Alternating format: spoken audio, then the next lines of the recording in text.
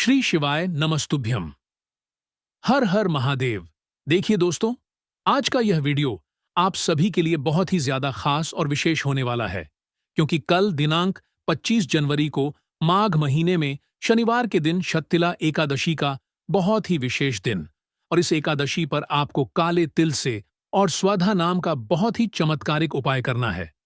आपकी जो भी कामना होगी वह निश्चित रूप से परिपूर्ण होगी।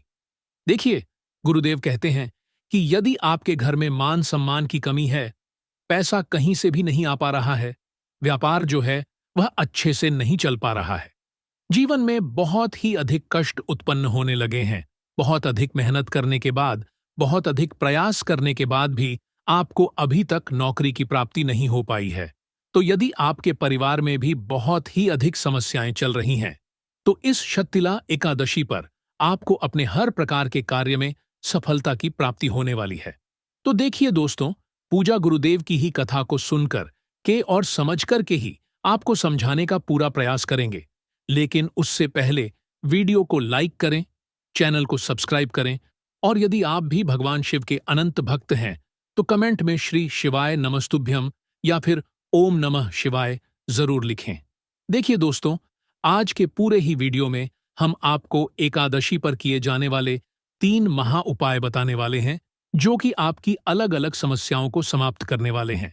तो चलिए दोस्तों, जान लेते हैं गुरुदेव द्वारा बताए गए सबसे पहले विशेष उपाय के बारे में। देखिए, यह जो उपाय है विशेषकर स्वधा नाम का उपाय है।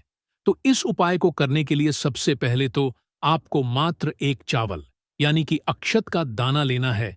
चावल का दाना आपको पूर्ण लेना है, कहीं से भी खंडित या फिर टूटा हुआ नहीं होना चाहिए। इस बात का आपको ध्यान रखना है। अब देखिए, इसी के साथ में आपको एक तांबे की पत्र के अंदर शुद्ध जल लेना होगा। देखिए, जब भी आप इस पात्र के अंदर जल भरेंगे तो यह जो जल है आपके घर का ही होना चाहिए।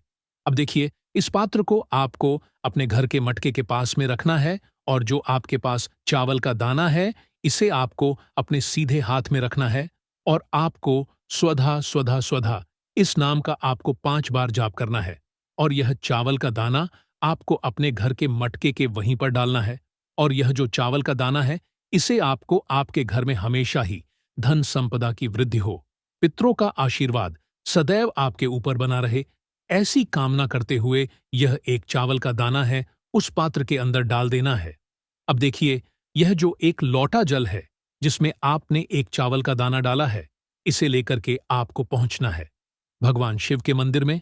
अब यह जो जल है इससे आपको भगवान शिव के शिवलिंग पर धीरे धीरे अर्पित कर देना होगा। श्री शिवाय नमस्तुभ्यम इस मंत्र का जाप करते हुए, या फिर आपको ओम नमः शिवाय इस मंत्र का जाप करते हुए यह पूरा जल आपको भगवान शिव के शिवलिंग पर अर्पित कर देना है। अब यह जल अर्पित करने के बाद आपको स्वधा स्तोत्र का पाठ करना चाहिए। यदि आप स्वधा स्तोत्र का पाठ नहीं कर सकते हैं तो फिर आपको शिवलिंग के पास में 3 बार स्वधा नाम का स्मरण कर लेना है, और जब भी आप 3 बार स्वधा नाम का जाप करेंगे तब आपको 3 बार ताली भी बजानी है। इस उपाय को करने मात्र से आपके घर के जो पितृदोष है वह पितृ आशीर्वाद में बदल जाएंगे। अब दोस्तों, हम जानते हैं दूसरे विशेष उपाय के बारे में। यह उपाय भी बहुत ही ज्यादा खास होने वाला है। यदि आपको शनि से जुड़ी कोई परेशानी है, यानी कि शनि की साढ़े साती, शनि की ढैया, साथ ही साथ कर्ज की परेशानियों को दूर करने के लिए दूसरा उपाय कर सकते हैं। देखिए, इस उपाय के लिए आपको लेना है काले तिल के कुछ दाने, 1 चुटकी काले तिल भी ले सकते हैं। साथ में लेना है शहद। आ गई आपको बात समझ में? साथ में लेना तांबे के पात्र के अंदर जल। आज के दिन आपको भगवान शिव के मंदिर में जाना है शततिला एकादशी पर, और आपको शहद के अंदर काले तिल डाल करके उसके बाद यह काले तिल और शहद का लेपन, मतलब सीधे हाथ में रखना शहद और काले तिल, और इसका लेपन जो है शिवलिंग पर पूरा आपको करना है। शिवलिंग पर पूरा लेपन करते हुए श्री शिवाय नमस्तुभ्यम का जाप कर सकते हो, शनिश्चर महादेव का स्मरण कर सकते हो। आरण ज्यादा है, कर्ज ज्यादा है, तो आरण मुक्तेश्वर महादेव का स्मरण कर सकते हो। पूरे काले तिल और शहद का पूरा लेपन आपको करना है। ठीक है, शहद और काले तिल का पूरा लेपन कर दिया। उसके बाद तांबे के पात्र का जो जल है वह श्री शिवाय नमस्तुभ्यम का जाप करते हुए आपको अर्पित कर देना है। और आपकी जो भी विशेष कामना है, कर्ज से जुड़ी हुई, सौभाग्य से जुड़ी हुई, वह आपको बोल देना है। बस इतना सा उपाय करना है इस शक्तिला एकादशी के महासंयोग में। अब दोस्तों, हम जानते हैं तीसरे विशेष उपाय के बारे में। देखिए, शक्तिला एकादशी का यह उपाय सबसे चमत्कारिक उपाय है। मात्र आपको एक चुटकी हल्दी से यह उपाय करना होगा। देखिए, आप सभी जानते हैं कि एकादशी की तिथि पर हम कभी भी तुलसी जी में जल अर्पित नहीं करते हैं, ना ही हम उनको स्पर्श कर सकते हैं। ऐसा माना जाता है कि एकादशी के दिन माता तुलसी जो है, वह भगवान विष्णु की सेवा में होती है। इसलिए हमें तुलसी जी में जल अर्पित नहीं करना चाहिए, जिससे आपके जीवन में कभी भी धन धान्य से जुड़ी समस्याएं उत्पन्न नहीं होगी। तो देखिए, इस उपाय को करने के लिए आपको सबसे पहले तो एक गोल बाती का दीपक लेना होगा। देखिए, यह जो दीपक है, विशेषकर भगवान विष्णु के निमित्त प्रज्वलित करेंगे, इसीलिए हमने इसमें गोल बाती का प्रयोग किया है। इसी के साथ में आप इस दीपक में शुद्ध घी और तिल के तेल का प्रयोग भी कर सकते हैं। अब इसी के साथ आपको एक चुटकी हल्दी भी लेनी होगी। अब दोस्तों, यह जो दीपक हैं और हल्दी हैं, इन्हें लेकर के आपको पहुंच जाना है। जहां कहीं भी आपके घर में तुलसी जी का स्थान है, वहां पर देखिए, यह जो उपाय है आपको एकादशी पर शाम को सूर्यास्त के बाद में ही करना। यह जो दीपक है, इसे तुलसी जी के पास में रखना है और आपके पास एक छुटकी हल्दी है।